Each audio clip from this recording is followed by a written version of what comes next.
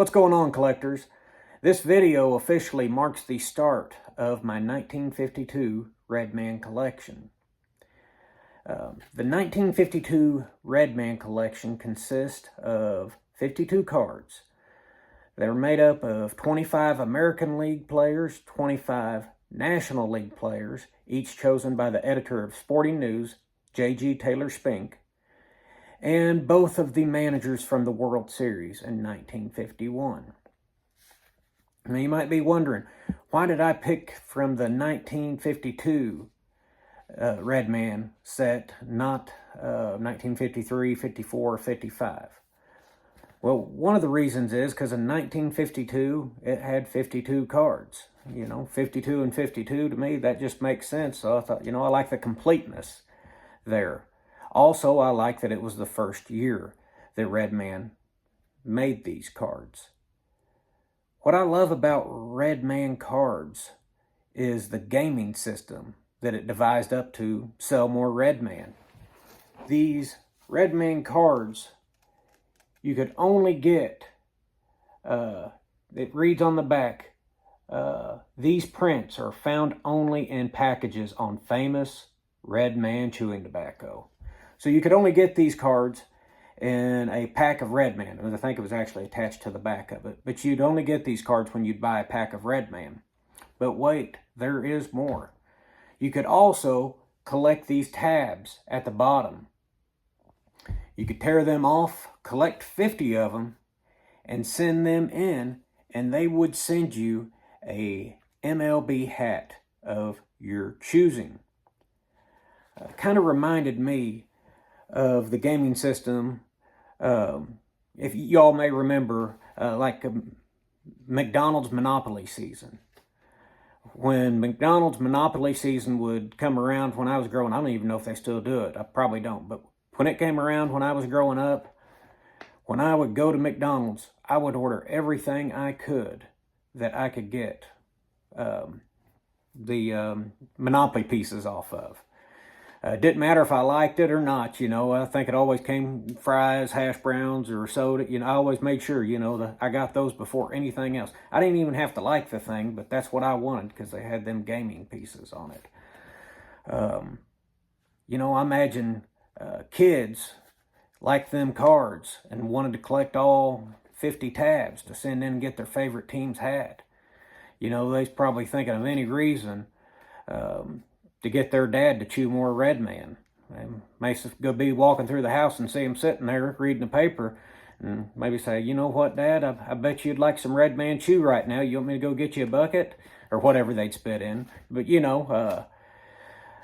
that's just what I was thinking of. How kids would be trying to get their dads to go get more chew so they could get more cards and have a chance to get a hat. At the bottom, in bold print on the back of the card, it says, "These baseball cards are for Redman chewers and their boys." Redman was getting the kids to advertise for them to getting their dads to chew more. Now, I'm not saying they was doing this maliciously or anything, but let's face it, if I wanted to get something, I wouldn't be against trying to bring it up to my parents over and over growing up. Not saying it would get me anything, but maybe if it was tied to something they liked, like maybe if they chewed Redman, maybe they would have been more likely to get it for me. But I love this gaming side of this ball card set. Like I said, you don't win once, but twice on something that I'm sure a lot of dads was buying anyways. Maybe the kids was trying to talk them to switch brands of chewing tobacco. And this is not promoting chewing tobacco, I'm not saying that at all, but I think it is neat, and I do love this series. If you couldn't tell from the thumbnail or when I held my card up, or if you follow me on Instagram, this is not going to be a high-value series set.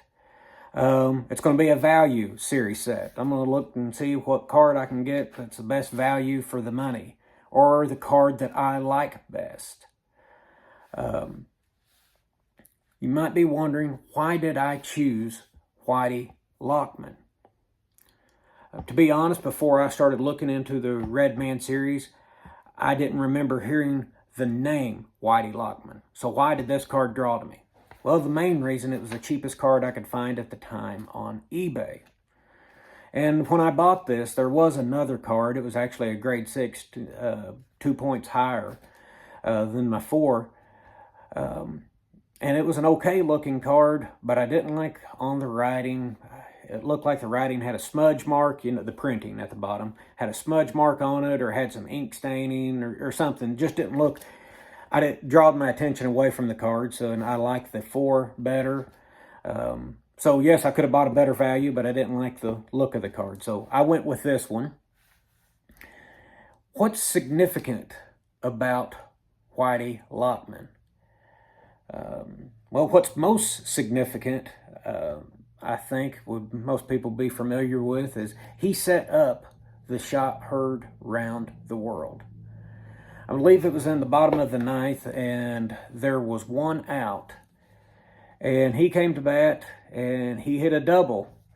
He advanced a runner to third and scored a run. And now it was 4-2. They was trailing by 2. And it brought up Bobby Thomson. I'm sure most of you, when you think of shot heard around the world, you think of Bobby Thomson or maybe Ralph Branca. But most of us don't think of Whitey Lockman. But he was the tying run that was on second.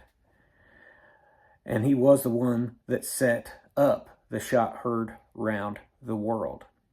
It's actually referred to on the front of the card as part of the reading. It doesn't mention the shot heard round the world specifically, but how it lays it out, that's what it is referring to.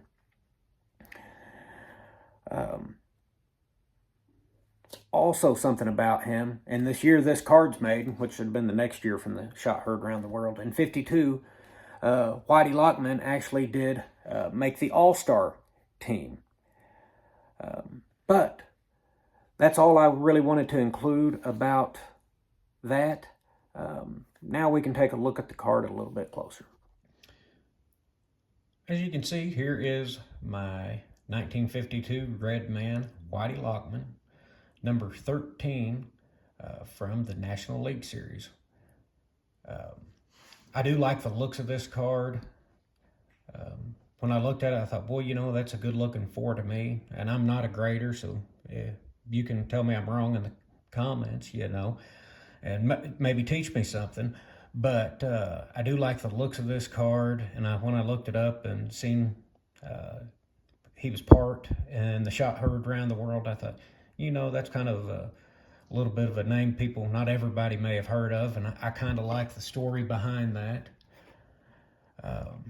And on the back, you can read, it tells the details about how they picked the players, what I explained to you earlier, and who picked it, the general managers of the World Series in 51, and where you could only find them.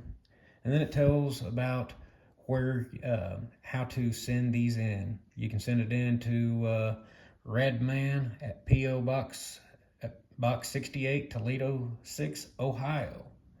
So you'd send them in there to Ohio, then I'm sure the kids is acting like I am when I'm expecting a card. They're out there looking at the mailbox waiting for their hat to come in. So I'm sure that was an exciting time for them, collecting the cards, collecting the tabs at the bottom, and hopefully getting that hat.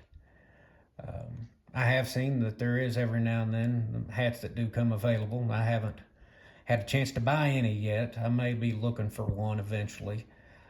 Also, most of my cards that I'm going for in this series are going to be tab on. I'd like to collect the complete card. And like I said, the best card I can get that I think's a good value. So some of them may be well loved, or some of them may be well taken care of, or somewhere in between. But hope you guys follow along as my collection grows of these 1952 Redmans. Thank you all.